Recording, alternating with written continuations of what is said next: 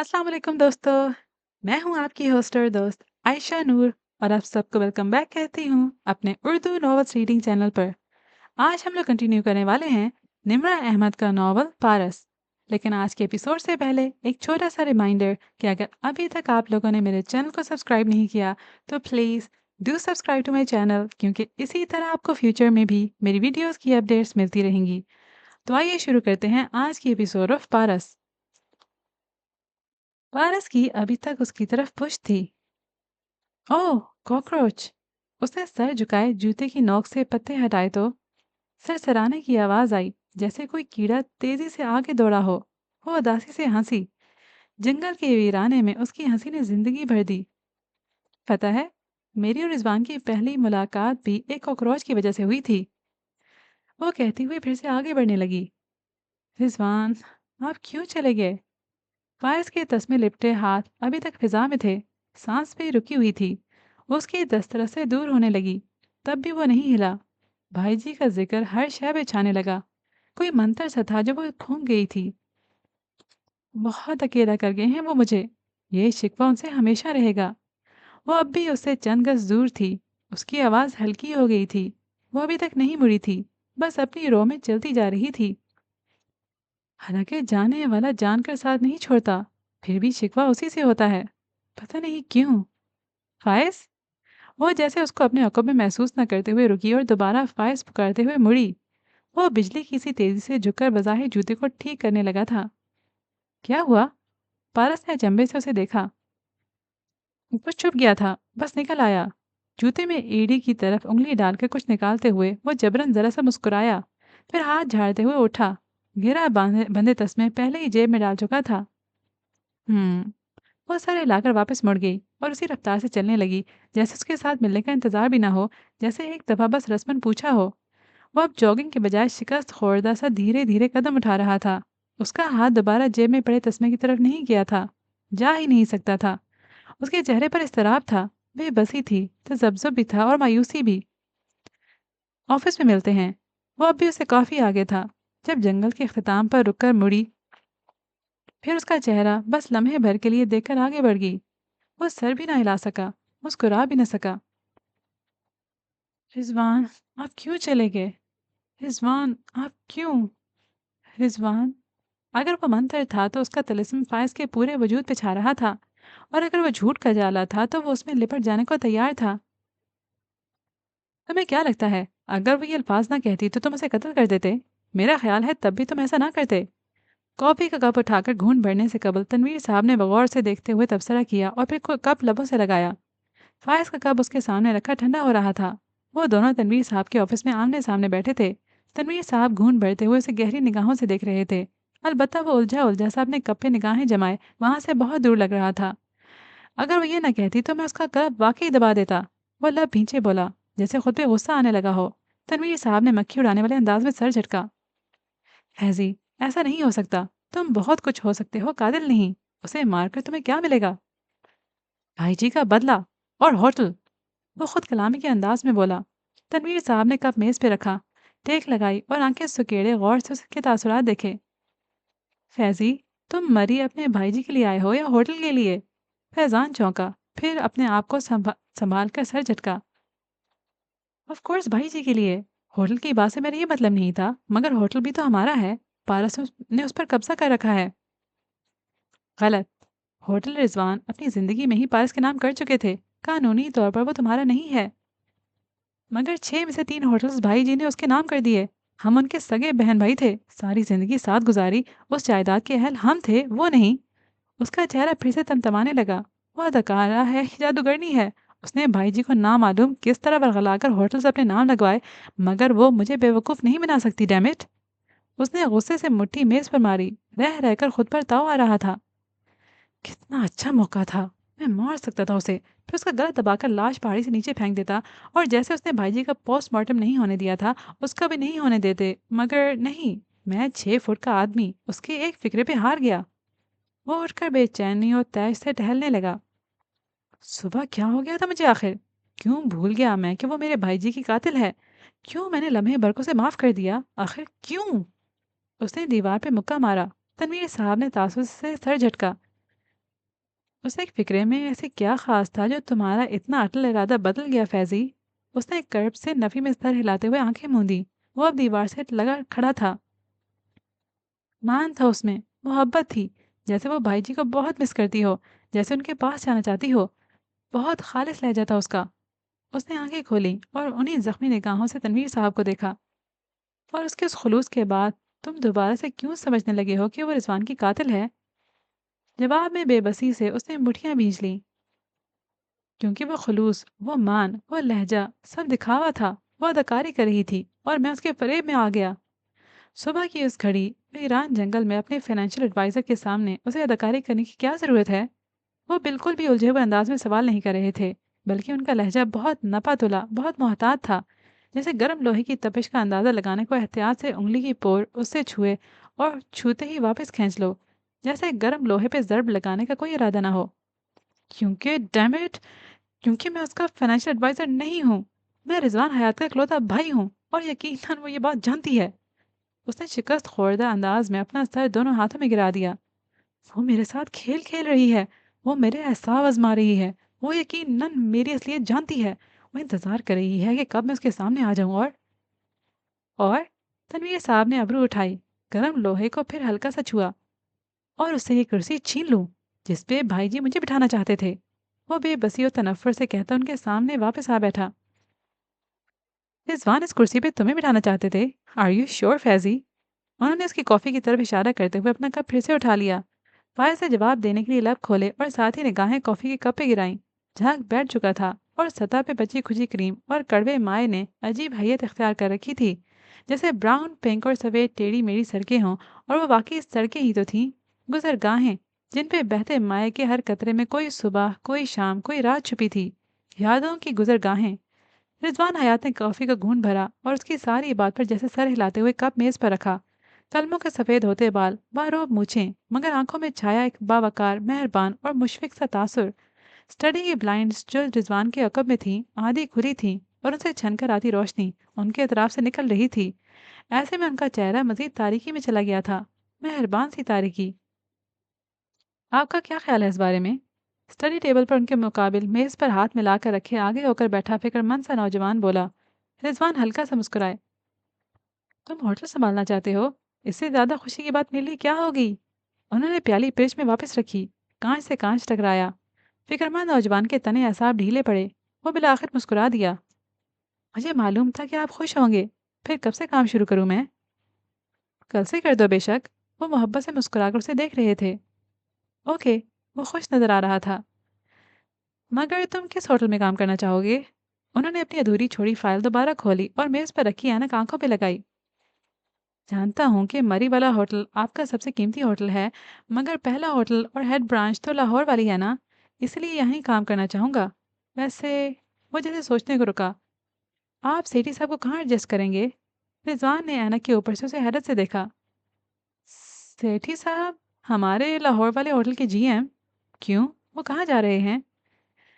मेरे आने के बाद तो उन्हें कहीं भेजना ही पड़ेगा ना। उसने आपके रिलैक्स्ड अंदाज में कहते हुए मेज़ पे रखा जार खोला और एक कुकी निकाली। क्यों? तुम तो फाइनेंस डिपार्टमेंट से शुरू करोगे ना? उनका इससे क्या ताल्लुक? शुरू? बिस्किट आधा मुंह में था कि वो रुक गया। मुझे शुरू करने की क्या ज़रूरत है? मैं जीएम की सीट संभालने के लिए तैयार हूँ। अमेरिका से डिग्री ले आया हूँ। अब मज़ीद इंतज़ार कैसा? उसने जैसे इस बात को अहमक बच्चे की बेवकूफ़ी समझकर उड़ाया। रिजवान ने ऐनक उतारकर मेज़ पर रखी, फाइल परे की और संजीदगी से उसे देखा। फैज़ी, तुम डायरेक्ट जीएम कैसे बन सकते हो? पहले दिन कोई भी बॉस नहीं बन सकता बेटे, नीचे से शुरू करना पड़ता है। आप तो पहले दिन से ही अपने होटल्स के मालिक थे। उसने आधा कुतरा बिस्किट वापस रखा और खफकी से बोला, मैं पहले ही दिन एक 7 स्टार होटल का मालिक नहीं बन गया था। पहले दिन मैं एक ढाबे का मैनेजर बनना था। उस जगह आने तक मुझे 30 साल लगे हैं। तरक्की आहिस्ता आहिस्ता ही होती है। रिजवान ने गहरी सांस भरी। मुझे आपकी सक्सेस स्टोरी नहीं सुननी भाई जी। वो जी भर का बेजार हुआ। मुझे बताएं कि मैं कब जीएम बन रहा हूँ। तुमसे ज़्यादा काबिल और बेहतर ग्रेड्स वाले लोग हमारे पास सालों से काम कर रहे हैं और वो अभी तक उस ओहदे पर भी नहीं पहुंच सके जिससे ऊपर का ओहदा तुम मांग रहे हो। वेल सिंपल, क्योंकि वो रिजवान हयात के भाई नहीं हैं और मैं आपका भाई हूँ। کرسی سے ٹیک لگا کر اور ٹانگ پر ٹانگ چڑھائے بیٹھے نوجوان کے انداز میں اب خود سر ادھر آئی تھی۔ یہ اپروچ درست نہیں ہے فیضی، اس طرح تم ایک اچھے ہوٹلیئر نہیں بن سکتے، اور تمہیں تو مجھ سے بھی آگے جانا ہے بیٹے۔ مطلب آپ مجھے جی ایم نہیں بنانا چاہتے؟ اس کے ماتھے پر بل تھے، آنکھوں میں ناگواری۔ رضوان نے تعصب و ملال سے اسے دیکھا۔ بات میرے چاہنے یا نہ چاہنے کی نہیں ہے، بات اصولوں کی ہے جنہیں لے کر میں ہمیشہ چلا ہوں، اور اگر ان پر عمل نہ کرتا تو آج یہاں تک نہ پہنچ سکتا۔ میرٹ میرٹ ہوتا ہے فیضی۔ میں پڑھا لکھا ہوں، باہر کی ڈگری ہے، آپ سے بہت کچھ سیکھا ہے۔ یا تو میں جاہل بے ایمان آدمی ہوتا تو آپ کہتے۔ مجھے سمجھ نہیں آ رہا کہ مجھے میری قابلیت کے باوجود آپ ہوٹل کیوں نہیں سنبھالنے دے رہے؟ ہوٹل تم نے ہی سنبھالنا ہے فیضی، میرے کون سے بچے ہیں جن کے نام میں کچھ کر جاؤں گا؟ ان کی آنکھوں میں بے حد دکھ ابھرا۔ فیضان نے ہوں کر کے رخ پھیر لیا۔ اور اسی لیے میں چاہتا ہوں کہ تم پہلے کام کا مشکل وقت گزارو، محنت کرو، پھر اونچے لیول پر آؤ۔ جو شخص ایک ہی جست میں سیڑھیاں عبور کرنا چاہے وہ سب سے اونچے زینے پہ پہنچ تو جاتا ہے، مگر آگے اسے خلا ملتا ہے۔ قدم قدم زینے چڑھو گے تو اوپر روشن راہداریاں ہی ملیں گی، اور ان کو پانے کی خوشی بھی۔ وہ سمجھانے والے انداز میں کہہ رہے تھے۔ مطلب ابھی آپ مجھے اپنے شاندار ہوٹل کے قابل ہی نہیں سمجھتے؟ اس نے بدمزگی سے سر جھٹکا۔ ارے میں تو خوش ہوں کہ تم وہاں کام کرو گے، میں تو چاہتا ہوں کہ تم کل سے کام سنبھال لو، مگر مگر نچلے درجے کا کام، وہ تنزیہ بولا۔ فیضی، میں تمہیں چپڑاسی نہیں بھرتی کر رہا، ایک اچھی پوسٹ دے رہا ہوں، تمہیں ترقیاں بھی جلد ملیں گی، تم شیئر ہولڈر بھی ہوگے بہت جلد تم اس مقام پر۔ جانے دیں، مجھے تو لگتا ہے آپ مجھے اپنے بزنس میں شامل ہی نہیں کرنا چاہتے، قبر میں ساتھ لے کر جانا ہے جیسے سب کچھ۔ اٹھتے ہوئے وہ آخری فکرہ وہ محض بڑبڑایا تھا، مگر انہوں نے سن لیا تھا، اور ان کے چہرے پر زخمی تاثرات ابھرے، آنکھوں میں گہرا ملال ابھرا۔ فیضی، انہوں نے اٹھتے ہوئے اسے پکارا، مگر وہ سنے بغیر اسٹڈی سے نکل گیا۔ وہ آدھے کھڑے ہوتے ہوئے واپس بیٹھے، دل پہ ہاتھ رکھ کر مسلتے انہوں نے سر سیٹ کی پشت سے لگایا، آنکھوں میں چبھن سی تھی۔ دل کو مسلتا ہاتھ اب دھیرے دھیرے ٹھہر گیا تھا۔ بہت ضبط سے انہوں نے فائل واپس اٹھائی اور اسے دیکھنے لگے۔ اینک اٹھانا وہ بھول چکے تھے، کافی ٹھنڈی ہو چکی تھی، سڑکیں، گزرگاہیں، جھاگ سب غائب ہو رہا تھا۔ وہ ذرا چونکا، پھر تنویر صاحب کو دیکھا، وہ جواب کے انتظار میں تھے۔ آف کورس، بھائی جی کی ہمیشہ سے خواہش تھی کہ میں ان کا بزنس سنبھالوں، انہوں نے خود مجھ سے یہ کہا تھا، وہ بہت اعتماد سے بولا۔ ظاہر ہے تم ان کے بھائی تھے۔ تنویر صاحب نے تائیدی انداز میں سر ہلا کر آخری کڑوا گھون بھرا۔ تپش چیک کر کے وہ ہاتھ کھینچ چکے تھے۔ پارس بنا کچھ کہے اٹھ کھڑا ہوا۔ باہر آ کر وہ کوریڈور میں نہیں رکا، اور اگر رکا تو پارس کے آفس کے سامنے۔ شیشے کے دروازے سے وہ ایک کاغذ پہ کچھ لکھتی دکھائی دے رہی تھی۔ سر ذرا ترچا کیے، تیز تیز قلم چلاتی، وقفے وقفے کے بعد انگلی سے آگے پھسلنے والے بال پیچھے کرتی۔ وہ صبح کی اداس کھوئی کھوئی لڑکی سے یکسر مختلف نظر آ رہی تھی۔ فارس چند لمحے خاموش مگر سرد نگاہوں سے اسے دیکھتا رہا، یہاں تک کہ پارس نے سر اٹھایا۔ دونوں کی نگاہیں ملی۔ فارس جبرن مسکرایا اور احتراماً سر کو جنبش دے کر واپس پلٹ گیا۔ پارس ایک نگاہ غلط اس پر ڈال کر اپنے کام کی طرف متوجہ ہو گئی۔ فیروزہ مائی نے کھلے دروازے سے اندر جھانکا۔ کمرہ خالی تھا، البتہ بالکنی کا دروازہ نیم وا نظر آ رہا تھا۔ وہ قدرے ہچکچائی، چہرے پر تذبذب و ہیجان کے آثار تھے، پھر جیت کڑا کر کے اندر چلی آئی۔ بالکنی میں بچھی کرسیوں میں سے ایک پر پارس بیٹھی دور پہاڑیوں کو دیکھ رہی تھی۔ اس کی آنکھیں نہ کچھ تلاش کر رہی تھی نہ کہیں گم تھی، وہ بس اداس تھی۔ پارو، بات تو سن۔ فیروزہ مائی نے لہجے کو خوش اخلاق بناتی ساتھ والی کرسی پر آ بیٹھی۔ کیا بات ہے؟ پارس نے نگاہوں کا رخ پھیرا اور اسے سنجیدگی سے دیکھا۔ دیکھ، میں تیری ماں ہوں، کوئی حق ہے میرا تجھ پر؟ ہاں، وہ بہت بہت استحقاق سے آگے کو ہو کر بیٹھی کہنے لگی۔ پارس اسی طرح ٹیک لگائے سامنے دیکھتی رہی، شال کے اندر سینے پر لپٹے بازوؤں تک میں جنبش نہ کی۔ اسی طرح میں شکیل کی بھی ماں ہوں، اس کی تکلیف بھی مجھ سے دیکھی نہیں جاتی۔ تم صرف شکیل کی ماں ہو امی؟ دیکھ، تم مجھ سے ناراض ہے جانتی ہوں، مگر میں نے ساری زندگی تیرا بہت خیال رکھا ہے، کیا تجھے یاد نہیں؟ مجھے کچھ بھولا ہی کب ہے، ہر چیز یاد ہے۔ وہ تلخی سے مسکرائی۔ تو پھر یہ بات بھی یاد ہوگی کہ اگر تو اس ہوٹل کی مالک ہے تو میری وجہ سے۔ فیروزہ مائی کے لہجے سے خوش اخلاقی مفقود ہونے لگی، اور اس کی جگہ دبے دبے غصے سے دبی دبی بے بسی نے لے لی۔ یہ میں تھی جس نے اس بڈھے سے تیرے لیے ہوٹل لکھوایا تھا مہر میں، یہ میں تھی جس نے تجھے آج اس مقام تک پہنچایا ہے، میرے احسان یاد رکھ پارو۔ پارس نے اسی مسکراہٹ کے ساتھ سر جھٹکا۔ اس کی نگاہیں دور پہاڑوں پر جمی تھیں، سرسبز پہاڑیاں، ان کے سروں کے گرد دائرے بنائے بادل، سرمئی آسمان، خوبصورتی در خوبصورتی، فسون در فسون، راز در راز۔ اس نے بیچ سے مانگ نکال کر گردن کے پیچھے جوڑا باندھ رکھا تھا، کانوں میں وہی بالیاں، سانولی پرکشش رنگت پہ چھایا اضطراب۔ وہ سر جھکائے انگلیاں مروڑ رہی تھی۔ رضوان حیات نے نہ سمجھنے والی نظر اس پر ڈالی، اور پھر اس کے ساتھ بہت استحقاق سے براجمان کرخت چہرے اور سونے کے ٹاپس والی عورت پہ جس نے سر پہ لیا دوپٹہ کانوں کے پیچھے اڑس رکھا تھا۔ مجھے یاد پڑتا ہے میں نے صرف آپ کو یہاں بلایا تھا مس۔ پارا سے ہراساں ہو کر لامبی پلکیں اٹھائیں۔ میز کی اس طرف اپنی پاور سیٹ پہ وہ بیٹھے سوالیہ نظروں سے اسے دیکھ رہے تھے۔ آفس میں باہر کی ٹھنڈ کے برعکس ہیٹر کی گرمائش پر آرام دہ ماحول تھا۔ بوجھ در بوجھ پارس کی پلکیں واپس پارس کی پلکیں واپس گر گئیں۔ بڑے صاحب، میں خود ہی اس کے ساتھ چلی آئی۔ کام تھا جی مجھے آپ سے۔ اب کوئی اور تو اس پورے ہوٹل میں میری بیٹی کی نہیں سنتا، سوچا آپ ہی سے بات کی جائے۔ آخر میں فیروزہ مائی نے اداس سی آہ بھری۔ رضوان کی آنکھوں میں تشویش ابھری۔ کیا کوئی مسئلہ ہے؟ ہوٹل میں کچھ ہوا ہے؟ انہوں نے پھر سے پارس کو دیکھتے ہوئے سوال کیا۔ اس کی ٹھوڑی مزید سینے سے جا لگی۔ بہت بڑا مسئلہ آ گیا ہے جی۔ اب آپ سے کیا چھپانا؟ بیٹی میری تو کچھ بتائے گی نہیں، میں ہی بتاتی ہوں۔ فیروزہ مائی بیچلر بتانے لگی۔ میرا بیٹا شکیل، پارس کا اکلوتا بھائی۔ سر جھکائے بیٹھی پارس کی پیشانی پر بل پڑا۔ بہت مشکل میں آ گیا ہے۔ عرصہ دراز ہوا روزی کمانے دبئی گیا تھا، قرضے لے کر ٹکٹ کا آسرا ہوا تھا۔ اب اتنے برس میں قرضے کی ساری رقم جمع کی کہ اس آدمی کو واپس کرے کہ اس کے گھر کے راستے میں ڈاکوؤں نے پستول تان کر سب چھین لیا۔ ہم پر تو جی قیامت ٹوٹ پڑی ہے۔ برسوں کی محنت پائی پائی جوڑ کر جمع کی گئی رقم سب کچھ برباد ہو گیا۔ فیروزہ مائی اب آنسوؤں کے ساتھ روتے ہوئے بار بار اپنے نیلے دوپٹے کے پلوں سے آنکھیں صاف کر رہی تھی۔ پولیس میں رپورٹ کروائی؟ رضوان حیات سنجیدگی سے اسے دیکھتے ہوئے بولے۔ گاہے بگاہے ایک خاموش نگاہ پارس پر بھی ڈال لیتے۔ کرائی ہے جی اس نے، مگر زیادہ بھاگ دوڑ نہیں کر سکتا نا، اسے بھی تو زخمی کر گئے تھے ڈاکو۔ اب وہاں دیار غیر میں اکیلا بیمار پڑا ہے۔ فیروزہ مائی کو جب لگا کہ وہ ہمدردی جگانے میں پوری طرح سے کامیاب نہیں ہوئی تو کہانی میں ایک سب پلاٹ کا اضافہ کر دیا۔ پھر پرامید نظروں سے رضوان صاحب کا چہرہ دیکھا، وہ ہنوز سنجیدہ تھے۔ کتنے پیسے تھے؟ 5 لاکھ تھے جی۔ انہیں کام کی بات پر آتا دیکھ کر وہ باقی ماندہ آنسو جلدی جلدی پونچھ کر کہنے لگی۔ آپ کی بڑی نوازش ہوگی صاحب، اگر آپ پارو کو اگلے پورے سال کی تنخواہ ایڈوانس اور کچھ اوپر قرض دے دیں۔ بس 5 لاکھ چاہیے، ہم سارا قرض اتار دیں گے، ڈبل شفٹ کرے گی پارو۔ ٹھیک ہے، میں دیکھتا ہوں، اب آپ جا سکتی ہیں۔ فیروزہ مائی کا چہرہ کھل اٹھا۔ بہت بہت شکریہ بڑے صاحب۔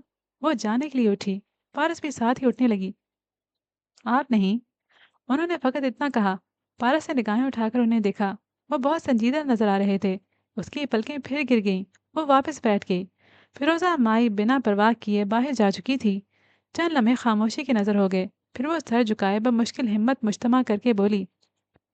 سر، آئی ایم سوری۔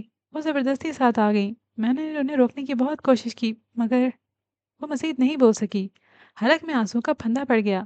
احساس توہین، بے بسی، کمزوری بہت سی زنجیریں اسے جکڑے ہوئے تھیں۔ مجھے خوشی ہے کہ آپ کی والدہ ساتھ آ گئیں، ورنہ میں تو کبھی جان نہیں سکتا تھا کہ آپ اصل میں کون ہیں۔ اسے نگاہیں اٹھائیں، الفاظ سخت تھے، مگر ان کا لہجہ اور چہرہ بہت پرسکون اور نارمل تھا۔ کیا وہ واقعی آپ تھیں جو کل لابی میں صفائی کے عملے کو ڈیفینڈ کرتے ہوئے کاکروچز کے بارے میں اظہار خیال کر رہی تھیں؟ میں نے اپنے آفس میں آج جس لڑکی کو بلایا تھا، مجھے کہنے دیجیے کہ آپ وہ نہیں ہیں۔ مجھے افسوس ہے کہ آپ کے متعلق میرے سارے اندازے غلط تھے۔ وہ حیران تھے، متعجب تھے، مگر غصے میں نہیں تھے۔ ان کا پرسکون انداز پارس کے تنے ہوئے اعصاب کو مزید ٹینس کر گیا۔ سر، جیسا کہ میں نے کل کہا تھا، مجھے ہوٹل جس کام کی تنخواہ دیتا ہے میں کل وہی کر رہی تھی۔ وہ میرا ڈیوٹی ٹائم تھا، مگر اس وقت میرا ڈیوٹی ٹائم نہیں ہے۔ ابھی میں اپنی جاب نہیں کر رہی۔ کیا انسان کی پوری شخصیت ڈیوٹی ٹائم ختم ہونے کے ساتھ ہی بدل جاتی ہے؟ اتنی زیادہ بدل جاتی ہے؟ پارس نے گہری سانس باہر کو خارج کی۔ اس کی ندامت اور خجالت اب مدافعانہ انداز میں بدلنے لگی تھی۔ فیروزہ مائی جا چکی تھی اور اس کا اعتماد واپس آ رہا تھا۔ سر، یہ منحصر ہے کہ انسان کن حالات سے گزر رہا ہے۔ آپ اس کو منافقت کا نام دینا چاہ رہے ہیں شاید، ٹھیک ہے، مگر میں اسے مجبوری کا نام دوں گی۔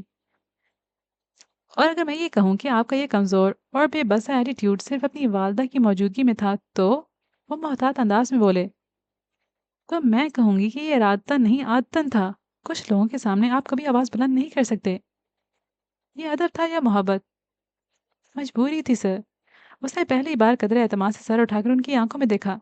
ये मंजर बहुत दफ़ा दोहराया जा चुका है। टीन एज से अब तक हर दूसरे तीसरे चौथे महीने अपने किसी भी एम्प्लॉय के सामने बेइज्जत होना, कर्जे के लिए हाथ फैलाना। मगर बहुत दफ़ा की दोहराई के बावजूद भी मुझे इस मंजर की आदत नहीं पड़ सकी। ये मैं इतनी दफ़ा इतना ही ज़्यादा बायस शर्मिंदगी होता है जितना कि पहली बार हुआ था। मैं सिर्फ इतना कहना चाहती हूँ कि प्लीज़ आप मुझे कर्ज़ा मत दें।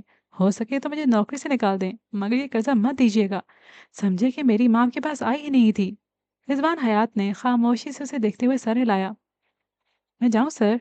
वो उठते हुए इजाज़त तलब कर रही थी। बीबी जी, खाने में क्या पकाना है? अफ़ज़ल बाबा की आवाज़ पर माज़ी का फसूं खूबसूरती दर्राज़ सब सरसब्ज़ पहाड़ियों में बिखर गए। उसने धीरे से गर्दन मोड़कर चौखट में खड़े अफ़ज़ल बाबा को देखा, जो जवाब के मुंतज़िर थे। फ़िरोज़ा माइक कब की जा चुकी थी। कुछ भी बना लें या फ़िरोज़ा बेगम से पूछ लें। जी, बहुत बेहतर। वो कहकर पलटने लगे, फिर जैसे रुके। चेहरे पर हिचकिचाहट दर आई। पारस बेटी, वो रुके। जी कहिए, कोई बात है जो आपको परेशान कर रही है?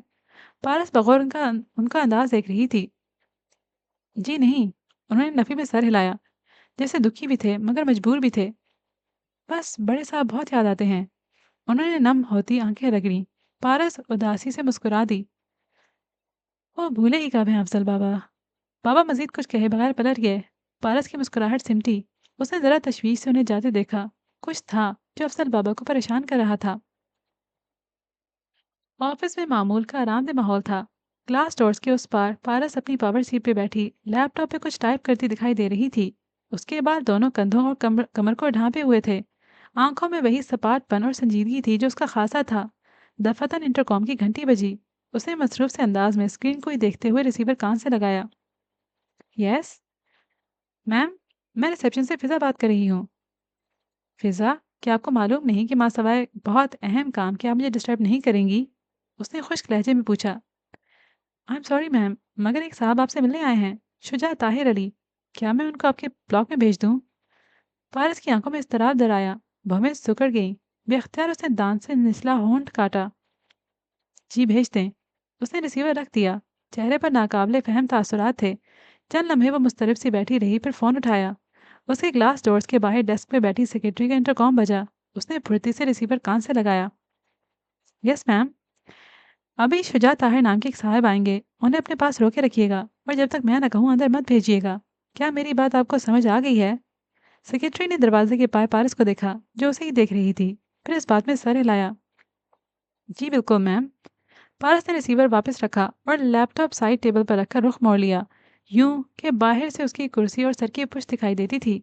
वह लैपटॉप स्क्रीन को देखती अपनी टाइपिंग का सिलसिला वहीं से जोड़ने लगी जहां से टूटा था, मगर अब इर्तिकाज भी टूट चुका था। वो जिस तरह बैठी थी, यहाँ से उसे दीवार से लगा बुक शेल्फ सामने दिखाई देता था। अगर वो सामने रुख करके बैठती तो ये बुक शेल्फ उसकी पुश्त पे होता। बुक शेल्फ के चमकते शीशे में बाहर सेक्रेटरी बैठी नजर आ रही थी। अलबत्ता बाहर से देखने में पारस का अक्स नजर नहीं आता था। पारस ने दोबारा टाइप करने की कोशिश की, मगर चेहरे पर दराई है जानी कैफियत, इज़्तिराब, दबा दबा सा गुस्सा, नागवारी, ये सब जज्बात मिलकर जैसे उसे काम नहीं करने दे रहे थे। वह लैपटॉप के टच पैड पर उंगली फेरती बेतवज्जुही से इधर उधर की चीज़ें देखने लगी। करीबन 10 मिनट गुजरे या शायद 15, जब उसे शीशे में झलकते अक्स में वो आता दिखाई दिया। एडमिन ब्लॉक होटल के रिसेप्शन वाले पहले ब्लॉक से खासा दूर था। पारस ने नजरें स्क्रीन पे ही रखी। अलबत्ता कनखियों से उसे बाहर का सारा मंजरनामा दिखाई दे रहा था। हल्का कैमल कलर का सूट बिना टाई के, आंखों को धीमा तासर देते ग्लासेस, वो सेक्रेटरी की मेज को नजरअंदाज किए नरम मुस्कुराहट लबों पर लिए सीधा पारस के ऑफिस की तरफ बढ़ा। बाहर स्क्रीन को देखते ही पारस के एसाब तन गए, मगर वो आधे रास्ते में था जब सेक्रेटरी खड़ी हुई। सर प्लीज, आप अंदर नहीं जा सकते, मैडम मसरूफ हैं। शुजा रुका और हैरत से उसे देखा। मगर रिसेप्शन में मुझे कहा गया था कि मैं आ सकता हूँ। जी सर, आप मैडम का इंतजार कर सकते हैं, वो जब फारिग होंगी आपको बुला लेंगी। बैठिए। वह सामने कुर्सी की जानिब इशारा करते हुए खुद भी वापस बैठी। शुजा ने तजब्जब से शीशे के पार दरवाजे के पार दिखती उसकी कुर्सी की पुश्त को देखा, फिर सुस्त रवि से कुर्सी खींची। आप प्लीज उन्हें मतला कर दीजिए कि शुजा ताहिर अली आए हैं। सर, उनको मतला किया जा चुका है, मगर जैसा कि मैं पहले कह चुकी हूँ वो बेहद मसरूफ़ हैं और उनका ऑर्डर है कि जो कोई भी हो इंतज़ार करे। पेशा वराना मुस्कुराहट के साथ कैसी वो कहती वो वापस कीबोर्ड की तरफ मुतवज्जे हो गई। शुजा ने चंबे से दोबारा पारस की सिम देखा, फिर कलाई पर बंधी घड़ी को, और फिर गहरी सांस लेकर जैसे इंतजार करने लगा। पारस के तने असाब कदरे ढीले पड़े थे। वो कनखियों से मुसलसल बाहर बैठे शुजा पे नजर रखे बजाय फिर से काम में मसरूफ हो गई। अब कि उसको ज्यादा तगदो नहीं करनी पड़ी और जल्दी जहन काम पे दोबारा फोकस करने लगा। फियर ऑफ अननोन जब तक सामने ना आए इंसान यूं ही मंजर बदलता है। एक दफ़ा सामना कर लो तो पता चलता है कि वो तो सिर्फ हवा का झोंका था जिसकी दूर से आती आवाज़ डराती है हो राती है, मगर ना उसका कोई वजन होता है और ना ही कोई जोर। उसके कीबोर्ड पे चलते हाथ तेज हो गए थे। वह अब पहले से बेहतर तवज्जो के साथ काम कर रही थी। अलबत्ता गाहे बगाहे बुक शेल्फ के शीशे में झलकता अक्स भी देख लेती। किताबों के ऊपर छुपा वो मंजर वैसा ही था। वह बहुत बेचैनी से इंतजार कर रहा था। यूं लगता था उसकी तस्वीर है जो कितार दर कितार किताबों के ऊपर किसी वॉल म्यूरल के साथ की तरह चिपका है। पारस का जहन फिर भटकने लगा। एक किताब से दूसरी, दाएं से बाएं, भूरी स्याह सब्जा सुर्ख जिल्दें, सुनहरे रंगों से लिखे टाइटल, अनदेखी स्याही से लिखी अनमिट कहानियां। उसकी आंखों के सामने यादों का रोड मैप अपने तमाम तर साइन बोर्ड के साथ फैलने लगा। पारो, पारो। वो उस नींद रोशन कमरे के कोने में मेज डाले किताबें फैलाए बैठी थी। भूरी स्याह सुर्ख जिल्द वाली कोर्स की किताबें, टेबल पर जलता जर्द लैंप, लंबे बालों की चोटी बनाए सर झुकाए वो मुनहमिक सी कलम चला रही थी। जब बाहर से राफिया उसे पुकारती अंदर आई। पारस ने आंखें मिली, थकान उतारने की नाकाफी सही झूलती बाली वाले कान के पीछे उड़सी और पलट कर देखा। शुजा के तीसरे नंबर की बहन राफिया दरवाजे में खड़ी थी।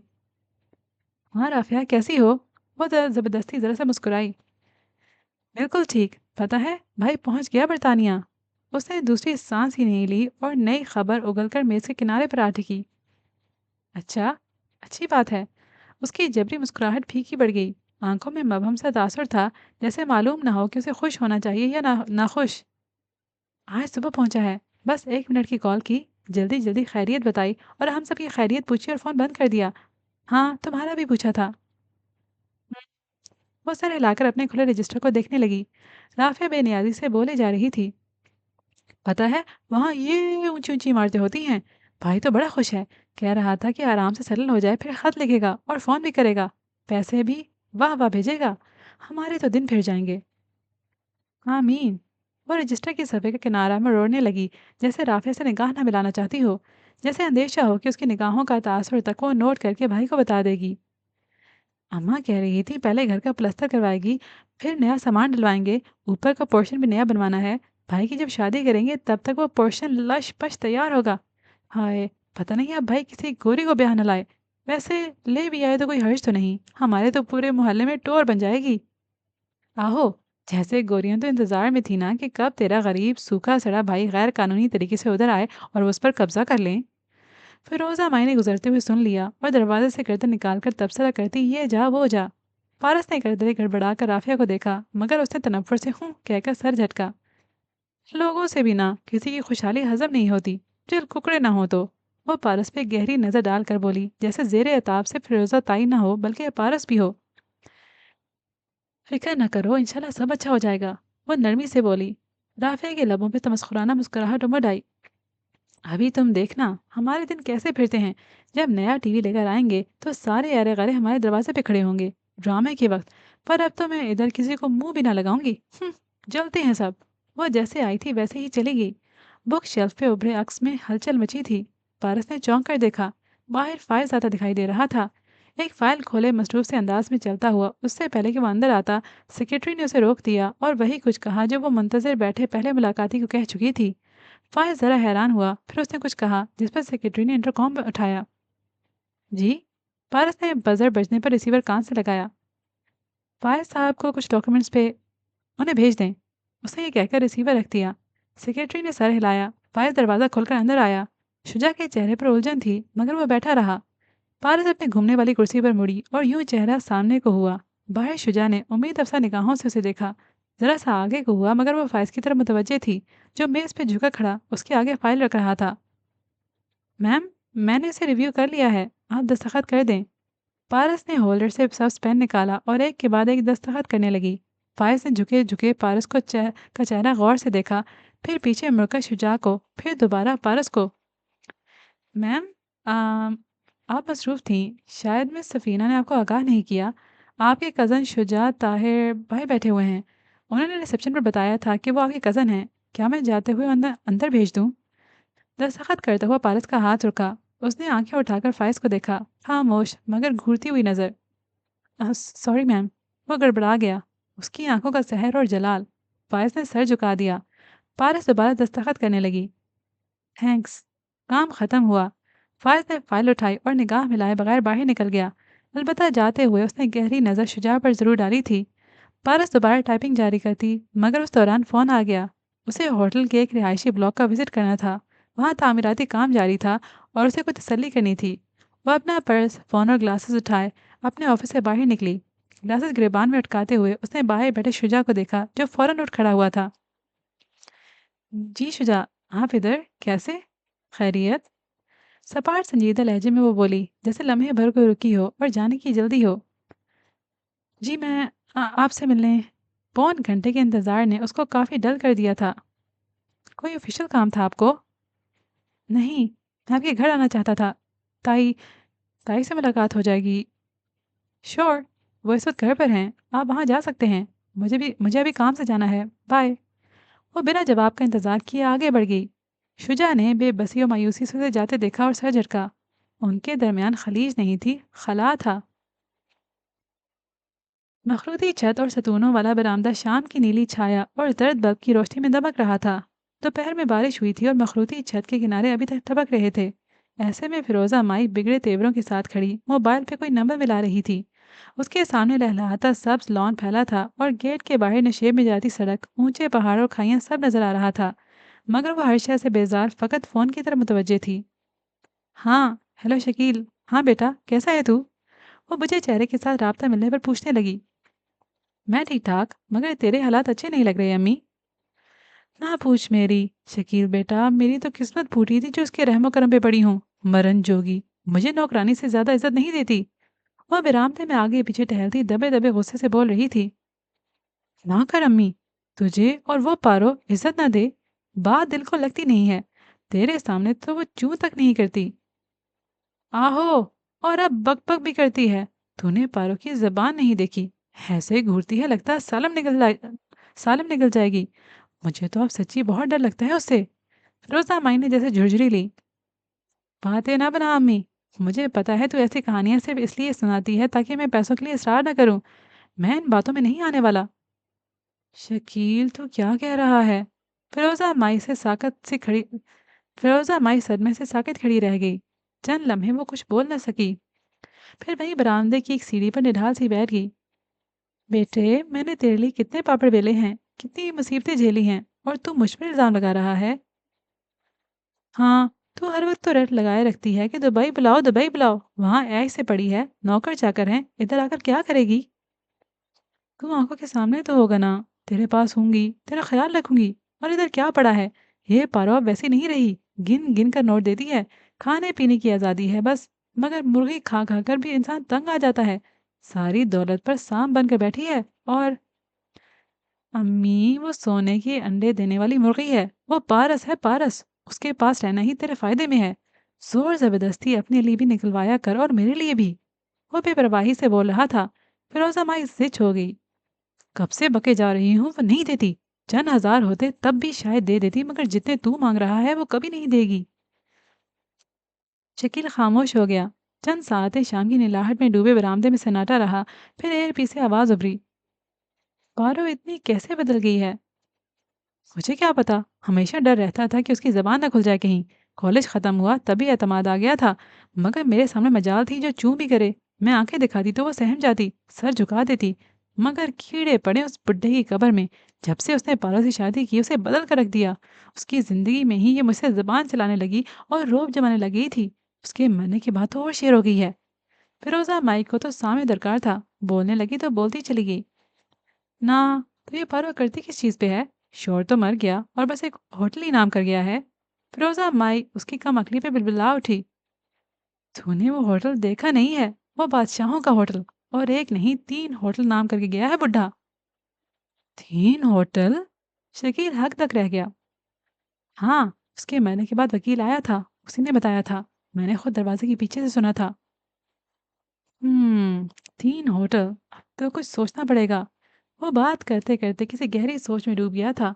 फिरोजा को अचंभा हुआ। तो क्या हम क्या अचार डालेंगे उसके होठलों का?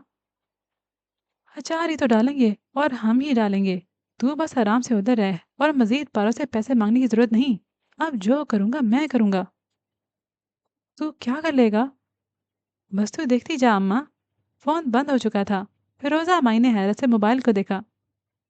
ये शकील भी ना उल्टी खोपड़ी का मालिक है। पता नहीं क्या-क्या सोचता रहता है। पर जो भी सोचेगा अच्छा ही सोचेगा। उसने खुद को तसल्ली दी। अलबत्ता जैसे बारिश के कतरे अभी तक छत के किनारों से टपक रहे थे, वैसे ही फ़िरोज़ा माई की पेशानी पे तफक्कुर की लकीरें उभरी थीं। वो सामने लॉन को देखते हुए ज़हन में शकील से की गई बातें दोहराने लगी। रिज़वान हयात। हाँ, उनसे शादी के बाद पारो बदलने लगी थी। घास पे बारिश के कतरे अभी तक ठहरे थे, जैसे सब्ज चादर पे नन्हे नन्हे हीरे बिखरे हों। उन हीरों की मुनक्किस करदा रोशनी में तस्वीर बनती चली जा रही थी। फिरोजा माई की निगाहें उन पे जमी तो जैसे उनके अंदर तक सफर करती गईं, तह दर तह, दूर अंदर तक। बारिश अब जाकर थमी थी और उस छोटे से लिविंग रूम में सोफे पर पैर ऊपर करके बैठी फिरोजा माई खिड़की से बाहर गिरते आखिरी कतरे देख रही थी। उसकी पेशानी पे बल थे और वह मुंह ही मुंह में कुछ बिदबिदा रही थी। अच्छे भले पिंडी में रहते थे, अपना मकान तो था, वहां तो पारो भी नौकरियां कर लेती, मगर मत मारी गई थी मेरी। जब भी ज्यादा तनख्वाह का सुनकर इधर मरी आ गई इसके साथ। हाँ, उसने आह भरी। मैंने भी सोचा था, होटल वाले छोटा सा पोर्शन दे रहे हैं और फिर इतनी तनख्वाह और खूबसूरत जगह। मुझे क्या पता था यहाँ ये हड्डियां जमाने वाली सर्दी होगी और ये बारिश भी। ना दिन देखती है ना रात, हर वक्त बरसने को तैयार। निरा अजाब है। तौलिए से गीले बाल थपथपाते हुए बाहर आती पारस ने उसके अल्फाज सुन लिए थे। उसने सारे बालों को लपेटकर आखिरी दफा दबाकर पानी निकाला और तौलिया सोफे की पुष्ट पर डालते हुए बोली, खुदा की रहमत होती है बारिश। अम्मी, तुम उसे अजाब तो मत कहो। ज्यादा दर्स तदरीस न शुरू कर दिया कर, अपना काम कर। फिरोजा माई ने उसे झिड़क दिया। वो खामोश हो गई। फिर गीले बालों को उंगलियों से सवारती आतिशदान के सामने आई और अंदर लगी हीटर को जरा सा तेज किया। तेरे साहब ने बताया नहीं, कब देगा पैसे? वो नहीं देंगे। वो फिरोजा की जानिब पुश्त किए आतिशदान के सामने कुशन रखकर बैठ गई और हाथ हीटर के करीब करके गर्म करने लगी। तो कल मेरे जाने के बाद वो ये कह रहा था। जी। वो जरा से गर्म हुए हाथ आपस में रगड़कर जैसे अंदर से जमे खून को पिघलाने लगी। उसकी बालियां कानों में नहीं थी और गीले बाल पुष्ट पे फैले थे। हीटर की गुलाबी दहकती रोशनी में उसकी सांवली रंगत जैसे रोशनी मुनकिस कर रही थी। हाँ तो तू दोबारा बात कर, कह की जरूरत है, मिन्नत कर। अच्छा कहूंगी। देख पारो, मेरे सामने टालने के लिए नहीं कह कह, सचमुच उनसे बात करनी है तुझे। वो तेवरियां चढ़ाए तेज लहजे में बोली।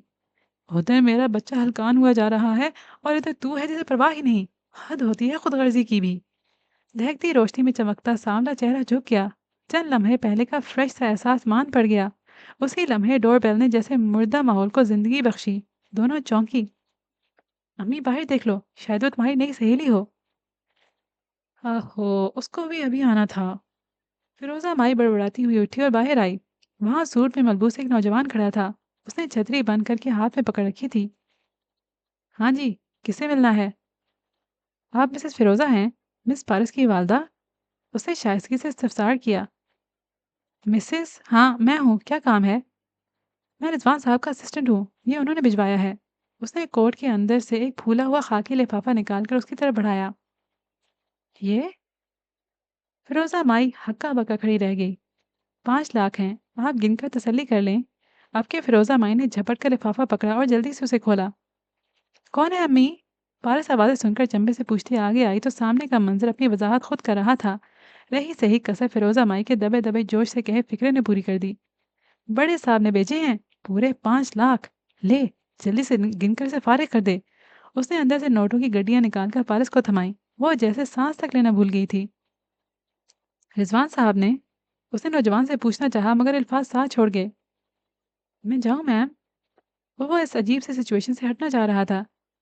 ऐसे कैसे? पैसे तो गिन लेने दो। किसी का क्या भरोसा? फिरोजा चमक कर बोली। गिन भी सही। फिर पारस को टहूका दिया। वह शौक से निकलकर शर्मिंदगी में डूब चुकी थी। आप जाइए, बहुत शुक्रिया। उसने दामद भरी मुस्कुराहट के साथ उसे रुखसत करके दरवाज़ा बंद किया। उसका चेहरा फीका पड़ चुका था और आंखों में बेपनाह यासियत थी। क्या सोचते होंगे रिजवान साहब मेरे बारे में? बस कर, तू तो कह रही थी वो नहीं देगा। देख, उसने तो फौरन भिजवा दिए। अब तो बस जल्दी जल्दी कर्जा उतार देना। پھر آگے بھی قرضہ ملتا رہے گا؟ بس کر دو امی۔ وہ پھٹ پڑی تھی، آنکھوں میں آنسو آ گئے تھے۔ ہم یہ پیسے نہیں رکھیں گے، میں یہ کل انہیں واپس کروں گی۔ ہم چل ہٹ! فیروزہ مائی نے کڑیاں واپس کھینچی۔ میں خود گن لوں گی۔ ہائی بڑی واپس کرنے والی! امی خدا کے لیے اتنا بڑا قرض میں کیسے اتاروں گی؟ کتنے مہینے لگ جائیں گے بغیر تنخواہ کے؟ ہم شکیل کو یہ سب بھیج دیں تو خود کیا کھائیں گے؟ تو ڈبل شفٹ کر لینا، فارغ وقت میں کوئی اور نوکری کر لینا۔ اب زیادہ بحث نہ کر، ہٹ مجھے گننے دے۔ وہ صوفے پہ بیٹھ کر پوری دل جمی سے انگلیوں پہ تھوک لگا کر نوٹ گننے لگی۔ پارس بے بسی سے اس کی طرف پشت کر کے کھڑی ہو گئی۔ وہ یقیناً اپنے آنسو چھپا رہی تھی۔ نوٹ گنتے ہوئے فیروزہ مائی نے ذرا کی ذرا نگاہ اوپر اٹھائی۔ پارس کی پشت پہ گرے بالوں کے سرے ٹپک رہے تھے، ننے ننے ہیروں جیسے قطرے، ٹپ ٹپ۔ گھاس پہ بکھرے ننے موتی، شام کا ڈوبتا ماحول۔ کسی پرندے کی آواز بلند ہوئی تو فیروزہ مائی جیسے نیند سے ہڑبڑا کر جاگی۔ وہ ابھی تک برآمدے کی سیڑھی پر ہی بیٹھی تھی۔ شکیل سے کی گئی گفتگو اور رضوان حیات کے بھیجے گئے پیسے، دونوں یادیں باہم گڑمڑ ہو گئیں تو وہ سر جھٹک کر اٹھ کھڑی ہوئی۔ ہاں، اس نے گہری سانس بھری۔ جو بھی تھا بڈھا تھا اچھا آدمی، خود سے کہہ کر ستونوں، دیواروں اور گھاس پہ لدے قطروں کو سنا کر وہ اندر کی جانب بڑھ گئی۔ پیچھے مغرب میں ڈوبتا برآمدہ تنہا رہ گیا۔ تو اسی پوائنٹ پہ ہم کرتے ہیں آج کی ایپیسوڈ کو ختم۔ انشاءاللہ آئندہ بھی اسی پوائنٹ سے کنٹینیو کریں گے۔ امید کرتی ہوں کہ ابھی تک کی اسٹوری آپ کو پسند آ رہی ہوگی۔ اگر ایسا ہے تو کامنٹ سیکشن میں لکھنا مت بھولیے گا۔ اس کے علاوہ بھی آپ کی نو ریکمنڈیشنز کا مجھے کامنٹ سیکشن میں انتظار رہے گا۔ ابھی کے لیے مجھے اجازت دیجیے، انشاءاللہ آئندہ ملیں گے، تب تک کے لیے ہنستے رہیے گا، مسکراتے رہیے گا۔ اللہ حافظ۔